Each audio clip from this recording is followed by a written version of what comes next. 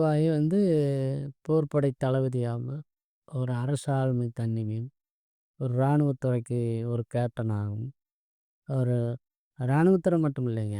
Fire service இந்த மாரி ஏதோ ஒரு பெரிய தலைமை வகிக்கக்கூடிய அமைப்பெல்லாம் அந்த செவ்வாய் செவ்வாய் பலமா இருந்தா காமிக்குங்க. செவ்வாய் இருந்ததுன்னா, பூமிகாரகன். வீடு, மண்மனை, வாகனம் எல்லா அமைப்பையுமே அவனுக்கு காட்டும். ஒண்ணுமில்லாத ஒரு ஜாதகர் பிறந்தாங்க கூட, செவ்வாய் பலமா இருந்தா, அவன் வீடு, மண்மனை, வாகனம் எல்லாம் சம்பாரிச்சு, அவனுடைய அளவுல அவனுடைய நல்ல அ ஒரு அமைப்பு காட்டக்கூடிய அமைப்பும் இருக்கு. பட்டு மாந்தி சம்மந்தப்பட்ட என்னன்னா, இது எல்லாமே மைனஸ் ஆயி, பெரிய அளவுல குறைநடக்கூடிய வாய்ப்பு இந்த ஜாதகத்தில இருக்கு.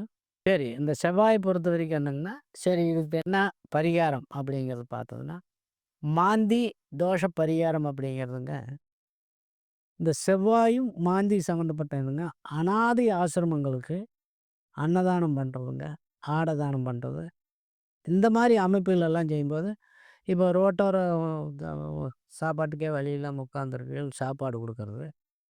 பிரேதம் அதாவது அனாதை பிரேதங்களுக்கு அடைக்கலம் பண்றதுக்கு உண்டான அமைப்புகளை எல்லாம் பணமெல்லாம் ஸ்போர்ட் பண்ணி, அனாதை பணத்த அடக்கம் பண்ணுனா இந்த தோஷம் நிவர்த்தி ஆயிரும். இது ஒரு பெரிய பாசிட்டிவான விஷயம். அந்த மாந்திக்குன்னு ஒரு அமைப்பு என்னன்னா, அனாதை பணத்தை அடக்கம் பண்ற செலவு பூரா நாம் எடுத்து அடக்கம் பண்ணும்போது என்னங்கன்னா, இந்த மாந்தியினுடைய மனம் குளிர்ந்து மிகப்பெரிய யோகத்த செய்யக்கூடிய அமைப்பா மாறிரும்.